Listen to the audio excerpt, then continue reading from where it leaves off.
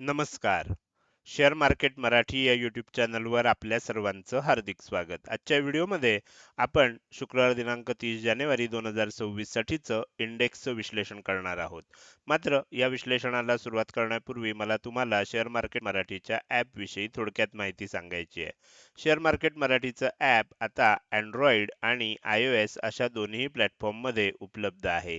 हे ॲप तुम्ही तुमच्या मोबाईलमध्ये डाउनलोड करून इन्स्टॉल केलंय का? जर केलं नसेल तर आजच करा. याचं कारण असं आहे की शेअर मार्केट मराठीच्या सर्व सर्व्हिसेस आता ॲपच्या माध्यमातून उपलब्ध करून देण्यात आलेल्या आहेत. त्यामुळे ह्या सर्व्हिसेसमध्ये फ्री कोर्सेस, प्रीमियम ग्रुप आणि पेड कोर्सेसचा समावेश आहे. तुम्हाला समजा हे ॲप डाउनलोड करून इन्स्टॉल करायचं असेल तर त्याची लिंक या व्हिडिओच्या डिस्क्रिप्शनमध्ये तसंच कमेंट सेक्शनमध्ये जी पहिलीच कमेंट आहे पिन कमेंट त्या पिन कमेंटमध्ये उपलब्ध करून देण्यात आलेले आहेत. तुम्ही तिथे जाऊन हे ॲप डाउनलोड करून इन्स्टॉल करू शकता. हे झालं आपल्या ॲप विषयी थोडक्यात माहिती. आता आपण आपल्या मूळ विषयाकडे परत येऊया आणि आज गुरुवारी इंडेक्समध्ये कशाप्रकारे मूव्हमेंट झाली आणि उद्या शुक्रवारी कशाप्रकारे होऊ शकते याचं विश्लेषण करण्यासाठी डायरेक्टली जाऊया चार्टवर. आणि इथे मी निफ्टी 50चा 15 मिनिटाच्या टाइम फ्रेम मधला चार्ट ओपन केलेला आहे. आपण बघू शकता की आज आपल्याला जे ओपनिंग बघायला मिळालं हे फ्लॅट ओपनिंग होतं आणि हे ओपन होण्यापूर्वीच मी सांगितलं होतं की आज सकाळी आपल्याला मार्केटमध्ये सेलिंग बघायला मिळू शकतं. ज्या सदस्यांनी आपल्या चॅनलची मेंबरशिप घेतलेली आहे किंवा आपल्या आत्मा कोर्सचे सदस्य आहेत किंवा ज्यांनी वेबिनार अटेंड केलेला होता तर त्या सर्वांना हे अपडेट्स दिले जात होते आणि त्याच्यामध्ये मी सांगितलं होतं की सेलिंग होऊ शकतं. सेलिंग झालं. त्या सेलिंग होत असतानाच मी एक लेवल दिली होती 25,190 ची आणि सांगितलं होतं की 25,190 कारण ही ॲस्ट्रो लेवल होती. 25,190 च्या खाली जर ब्रेकआउट मिळाला तरच सेलिंग होऊ शकतं. नाहीतर इथे आपल्याला इथून एक बाउन्स येऊ शकतो. तर हे पण मी तिथे सांगितलेलं होतं. तुम्ही बघू शकता काय झालं. मी तुम्हाला इथे दाखवतो. थोडंसं झूम करून दाखवतो, की आपल्या ब्रेकआउटची कन्सेप्ट काय आहे, की जर समजा खालच्या बाजूला ब्रेकआउट यायचं असेल आणि ही आपल्याला लेवल असेल, तर ह्याच्या खाली काय झालं पाहिजे? एक रेड कॅन्डल क्लोज झाली पाहिजे. बरोबर? 15 मिनिटाची एक रेड कॅन्डल क्लोज झाली पाहिजे आणि त्याचा जो लो आहे तो नेक्स्ट कॅन्डलनं ब्रेक केला पाहिजे. तरच आपण असं म्हणतो की ही जी लेवल आहे ही लेवल ब्रेक झाली. तर इथे काय झालं बघा 25,190 च्या खाली ही जी कॅन्डल होती ही कॅन्डल आपल्याला क्लोज झालेली बघायला मिळते. ह्याचा लो ब्रेक झाला का नेक्स्ट कॅन्डलनं? नाही झाला. त्याच्यानंतर आपल्याला पुन्हा ग्रीन कॅन्डल बघायला मिळाली आणि ती ह्या लेवलच्या वर क्लोज झाली. त्यामुळे इथे जो ब्रेकआउट आला होता हा फेल गेला. त्यानंतर नेक्स्ट कॅन्डल बघा 25,190 च्या वरच क्लोज झाली आहे. त्याच्यानंतरची कॅन्डल बरोबर 25,190 ला क्लोज झाली आहे. मात्र ती त्याच्या खाली क्लोज झाली नाही आणि 190 जरी आपण पकडलं असतं तरी त्याचाही लो नंतर ब्रेक झाला नाही. थोडक्यात सांगायचं तर काय झालं 25,190 च्या आसपास बराच वेळ राहिलं, तास दीड तास राहिलं. पण तुम्ही बघू शकता जे लो बनत गेले ते हायर लो बनत गेले आणि त्याचमुळे इथे काय झालं, इथे एम पॅटर्न बनतोय असं वाटत होतं. मात्र प्रत्यक्षात इथे डब्ल्यू पॅटर्न बनला आणि तुम्ही बघू शकता की ह्या डब्ल्यू पॅटर्न नंतर आपल्याला खूप मोठी तेजी बघायला मिळाली. तर ॲस्ट्रो लेवलचा इथे अशा प्रकारे उपयोग होतो हे तुमच्या लक्षात आलं असेल. त्याचबरोबर इथे 9:45 ची वेळ सुद्धा रिव्हर्सल टाइम म्हणून सांगितलेलं होतं आणि ही 9:45 च्या कॅन्डल नंतरच तुम्ही सॉरी 9:45 च्या ह्या कॅन्डल नंतरच तुम्ही बघू शकता की मार्केटमध्ये आपल्याला रिव्हर्सल झालेलं बघायला मिळालं. आता जेव्हा ॲस्ट्रो लेवल आणि ॲस्ट्रो टाइम एकत्र येतात त्यावेळेला आपल्याला हे रिव्हर्सल बघायला मिळतं. तर त्या पद्धतीनं हे रिव्हर्सल आपल्याला बघायला मिळालं. हे झालं त्यानंतर आपल्याला ही जी तेजी झाली. आता उद्या काय होऊ शकतं? आता ह्या लेव्हलचं महत्त्व संपलेलं आहे त्यामुळे ही लेव्हल मी काढून टाकतोय आणि उद्यासाठी मी काही लेव्हल्स इथे ड्रॉ केलेले आहेत. ॲक्चुअली ह्या लेव्हल आज सुद्धा व्हॅलिड होत्या आणि उद्या सुद्धा व्हॅलिड असणार आहेत. लेव्हल काय आहे 25,450 आणि दुसरी लेव्हल काय आहे 25,550 बरोबर. आता ह्याचा अर्थ काय आहे जर निफ्टीमध्ये उद्या 25,450 च्या वर क्लोजिंग आलं. आता हे जे आपल्याला लेवल दिल्यात ना हे थोड्या मोठ्या टाइम फ्रेम मधले आहेत. त्यामुळे नुसतं 15 मिनिटाच्या कॅन्डलनं ह्याला ब्रेक करून उपयोग नाहीये. याच्यामध्ये आपल्याला काय होणं अपेक्षित आहे? ह्याच्यावर उद्या क्लोज येणं अपेक्षित आहे आणि नेक्स्ट डे ला त्याचा जो काही हाय बनेल तो ब्रेक होणं अपेक्षित आहे. थोडक्यात मला असं वाटतंय की ह्या झोनमध्ये कुठेतरी एम पॅटर्न बनू शकतो आणि एक आपल्याला छोटं का होईना सेलिंग बघायला मिळू शकतं. आज तुम्ही बघितलं तर आज सुद्धा ही लेवल इथे टच झालेली आहे. इथे खाली आलंय, थोडंसं वर जातंय 25,422 च्या आसपास चार्टवर क्लोज दिसतंय. प्रत्यक्षात 25,419 ला क्लोज झालंय. तर त्यामुळे जर उद्या इथेच एम पॅटर्न बनला किंवा थोडंसं वर जाऊन इथे एम पॅटर्न बनला, तर ह्याच्यामध्ये एक छोटंसं सेलिंग येऊ शकतं, अशी आता अपेक्षा आहे. कारण हा सगळा जो झोन दिसतोय, हा सगळा रेझिस्टन्स झोन दिसतोय आणि हा रेझिस्टन्स झोन मोठ्या टाइम फ्रेमवरचा आहे. त्यामुळे काय होऊ शकतं, आपल्याला थोडीशी म्हणजे किरकोळ थोड्या वेळासाठी ह्याच्या वर सुद्धा जाऊ शकतं. 15 मिनिटाची कॅन्डल ह्याच्या वर सुद्धा जाऊ शकते. मात्र एक 15 मिनिटाच्या कॅन्डलला इथे महत्त्व असणार नाही.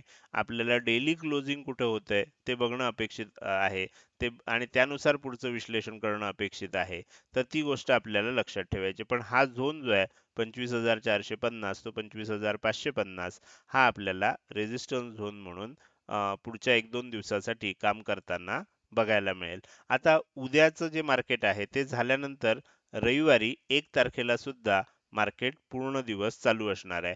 कारण आपल्याला माहिती आहे की दरवर्षी 1 फेब्रुवारीला बजेट असतं आणि 1 फेब्रुवारी ह्या वर्षी रविवारी आलाय आणि बजेट चालू असताना सुद्धा आपल्याला मार्केटमध्ये काम करता यावं ह्यासाठी रविवारी सुद्धा मार्केट ओपन असणार आहे. पण जर तुम्ही नवीन असाल, तुम्हाला फार चांगला अनुभव मार्केटचा नसेल, तर अशा वेळेला तुम्ही रविवारच्या सेशनमध्ये काम न करणं, व्हॉलॅटिलिटी बघणं एवढंच अपेक्षित आहे. कारण अशा वेळेला जर तुम्ही काही ट्रेड करायला गेलात, तर त्यामध्ये काय होऊ शकतं, तुम्हाला खूप मोठा फटका देखील बसू शकतो. जर तुमच्या बाजूनं मार्केट चाललं, तर तुम्हाला खूप मोठा फायदा पण होऊ शकतो. पण आपल्याला ती व्हॉलॅटिलिटी हँडल करणं बऱ्याच वेळेला अवघड जातं. तर त्यामुळे उद्याचा दिवस तुम्ही काय करू शकता, मार्केटचा वापर करू शकता आणि रविवारचा दिवस फक्त जर नवीन असाल, तर बघण्यामध्ये, ॲनालिसिस करण्यामध्ये आणि व्हॉलॅटिलिटी समजून घेण्यामध्ये त्याचा वापर करता येईल. तर माझ्या मते तुमच्या लक्षात आलं असेल की मी निफ्टीसाठी आता हा जो झोन दिलाय, हा रिव्हर्सल झोन दिलाय म्हणा किंवा रेझिस्टन्स झोन दिलाय म्हणा, इथे कुठेतरी आपल्याला ह्या झोनच्या आसपास थोडं ह्या झोनला खालच्या बाजूला लागून मधोमध किंवा थोडंसं वर जाऊन आपल्याला रिव्हर्सल होऊ शकतं. अशा प्रकारचं चित्र आता आपल्याला निफ्टी 50 मध्ये दिसायला लागलंय. हे झालं निफ्टी 50चं विश्लेषण. आता आपण पुढे जाऊया आणि बँक निफ्टीचं विश्लेषण करूया. बँक निफ्टीमध्ये जर तुम्ही बघितलं तर आज आपल्याला गॅप डाऊन ओपनिंग बघायला मिळालं. मात्र गॅप डाऊन ओपनिंग नंतर कंटिन्युअस तुम्ही बघू शकता की आपल्याला मार्केटमध्ये स्टेप बाय स्टेप तेजी बघायला मिळाली. इथे जर तुम्ही बघितलं तर कंटिन्युअस स्टेप बाय स्टेप तेजी बघायला मिळाली आणि बँक निफ्टी ही खूप वेगानं वर जाताना आणि एकाच दिशेनं वर जाताना आपल्याला दिसली. जसं निफ्टीमध्ये पहिल्यांदा खाली आलं आणि मग वर गेलं, तसं न होता कंटिन्युअस हे गॅप डाऊन ओपन झाल्यामुळे डायरेक्टली वर जाताना आपल्याला बँक निफ्टी बघायला मिळाली. तर आता उद्या काय होऊ शकतं ते समजून घेऊया. उद्यासाठी आपण काय केलंय, उद्यासाठी आपण ही 3 टार्गेट किंवा 3 लेव्हलचा मिळून एक झोन तयार केला. याला टार्गेट म्हणण्यापेक्षा आपण हा झोन आहे असं म्हणूया. हा झोन कसला आहे, तर हा जो झोन दिसतोय आपल्याला, हा सगळा रेझिस्टन्स झोन आहे आणि ह्या रेझिस्टन्स झोनमध्ये उद्या काय होऊ शकतं, या रेझिस्टन्स झोनमध्ये उद्या रिव्हर्सल बघायला मिळू शकतं. इथे कुठेतरी एम पॅटर्न बघायला मिळू शकतो. इथे येतंय, खाली आलं, परत थोडंसं वर गेलं, इथे बनेल किंवा हे वर जातंय, हे थोडंसं आणखीन वर जाईल, इथे कुठेतरी एम पॅटर्न बनेल. तर ह्या पूर्ण एरियामध्ये कुठेतरी एम पॅटर्न बघायला मिळेल आणि इथून पुन्हा एकदा सेलिंग बघायला मिळू शकतं, अशा प्रकारचं. मग ते छोटं का असेना, इथे कुठेतरी एम पॅटर्न म्हणून एक छोटंसं सेलिंग आपल्याला अपेक्षित आहे. तर ते आता उद्या बघायला मिळतंय का? का उद्याच्या दिवस हळूहळू थोडं वरच जातंय आणि मग 1 तारखेला सेलिंग बघायला मिळतंय, हे बघणं इंटरेस्टिंग असणार आहे.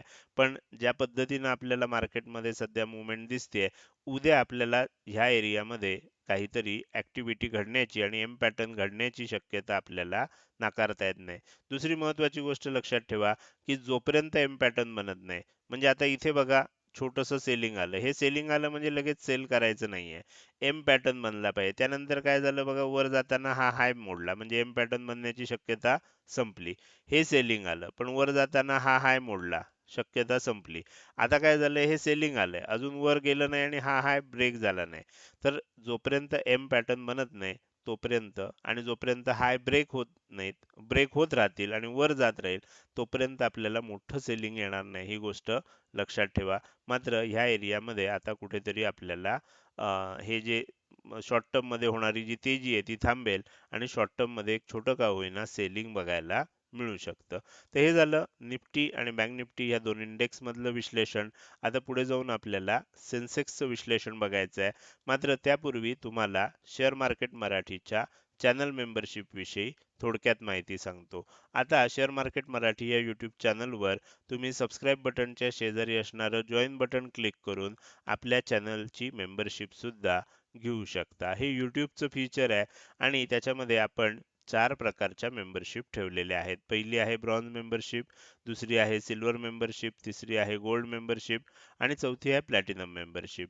याच्यामध्ये तुम्हाला प्रत्येक मेंबरशिपसाठी काही फी असणार आहे आणि ही फी तुम्हाला दरमहा भरायची आहे. तुम्ही काय करू शकता, एखाद्या महिन्याचं ट्रायल घेऊन बघू शकता आणि त्यानंतर जर तुम्हाला कंटिन्यू करायचं असेल तर पुढच्या महिन्यामध्ये कंटिन्यू करू शकता. आपण अतिशय माफक अशी फी या सर्व मेंबरशिपसाठी ठेवलेली आहे. अधिक माहिती जर तुम्हाला पाहिजे असेल तर तुम्ही काय करू शकता, आपल्या यूट्यूब चॅनलवर आपल्या सबस्क्राईब बटनच्या शेजारी असणारं जॉईन बटन दाबून तिथे तुम्हाला माहिती मिळेल. त्या माहितीपेक्षा अधिक माहिती पाहिजे असेल तर तुम्ही माझा हा जो व्हॉट्सअप नंबर आहे ह्या नंबरवर व्हॉट्सअप मेसेज पाठवून संपर्क साधू शकता. तुम्हाला तिथे ह्या सर्व मेंबरशिप विषयी अधिक माहिती सांगितली जाईल. हे झालं यूट्यूब चॅनल मेंबरशिप विषयी. आता आपण पुन्हा आपल्या मूळ विषयाकडे परत येऊया आणि निफ्टी बँक या निफ्टी बँक नंतर सेन्सेक्सचं विश्लेषण करायला सुरुवात करूया. जसं निफ्टीमध्ये झालं तसंच सेन्सेक्समध्ये सुद्धा ओपनिंग नंतर सेलिंग आलं आणि जसं आपल्याला तिथे लेवल होती, इथे सुद्धा लेवल होती, पण मी काही सेन्सेक्सचं विश्लेषण तुम्हाला सांगत नाही, तर त्यामुळे ते तुम्हाला इथे सांगता आलं नाही. पण इथे त्याच पद्धतीनं लेवल होती, त्याच लेवल जवळ इथे डब्ल्यू पॅटर्न बनला. तुम्ही इथे बघू शकता अशा प्रकारचा डब्ल्यू पॅटर्न बनला. पहिलं सेलिंग आलं, मग वर गेलं, परत सेलिंग आलं आणि परत वर गेलं. इथे पहिला लो लोअर बनला, दुसरा लो हायर बनला आणि जेव्हा ह्या नेकलाईनचं ब्रेकआउट झालं त्यानंतर तुम्ही बघू शकता खूप चांगली तेजी आपल्याला बघायला मिळाली. आता आज सेन्सेक्स मध्ये जी झालेली तेजी आहे ती उद्या काय होऊ शकतं, तर उद्यासाठी आपल्याकडे दोन लेवल आहेत आणि हा जो झोन मी तुम्हाला इथे काढलाय 82,700चा आणि 82,975चा हा रेझिस्टन्स झोन आहे आणि हा झोन कशाच्या साह्यानं आपण काढलाय, हा ॲस्ट्रोच्या साह्यानं आपण काढलेला आहे. काय होऊ शकतं, तर ह्या लेवलच्या आसपासच इथे कुठेतरी एम पॅटर्न बनू शकतो किंवा उद्या काय होईल, इथून वर जाईल आणि इथे कुठेतरी एम पॅटर्न बनेल किंवा आणखीन सुद्धा वर जाऊन असा एम पॅटर्न बनू शकतो. तर ह्या एरियामध्ये कुठेतरी एम पॅटर्न बनण्याची शक्यता आहे आणि हा रेझिस्टन्स झोन ह्याच्या खालच्या बाजूला ह्याच्या आतमध्ये किंवा ह्याच्या थोडंसं वर एम पॅटर्न बनून आपल्याला सेलिंग बघायला मिळू शकतं. अशा प्रकारचं चित्र आता आपल्याला सेन्सेक्स मध्ये दिसतंय. तर त्यामुळे उद्या ओपनिंग नंतर जोपर्यंत एम पॅटर्न बनत नाही तोपर्यंत तेजी होऊच शकते, ही गोष्ट लक्षात ठेवा. मात्र ज्या क्षणी एम पॅटर्न बनेल, त्याचं ब्रेकआउट येईल, त्यानंतर आपल्याला छोटंसं का होईना सेलिंग अवश्य बघायला मिळेल. तर हे झालं तिन्ही इंडेक्स साठीचं उद्यासाठीचं विश्लेषण. आता आपण या व्हिडिओच्या शेवटी आलोय. जाता जाता मला तुम्हाला विचारायचं आहे की आजचा हा व्हिडिओ तुम्हाला कसा वाटला. जर व्हिडिओ तुम्हाला आवडला असेल तर नक्कीच तुम्ही या व्हिडिओला एक लाईक करू शकता. कसा वाटला हे कमेंट सेक्शन मध्ये टाईप करून सांगायला अजिबात विसरू नका. लक्षात ठेवा, तुमची एक लाईक आणि एक चांगली कमेंट हीच माझ्यासाठी प्रेरणा असते, ज्याच्या सहाय्यानं रोजच्या रोज हे विश्लेषणाचे व्हिडिओ मी बनवत असतो. त्यामुळे व्हिडिओ बघायला सुरुवात केल्या केल्या व्हिडिओला लगेच लाईक करा आणि व्हिडिओ बघून झाल्यानंतर तो कसा वाटला ही कमेंट करून अवश्य सांगा.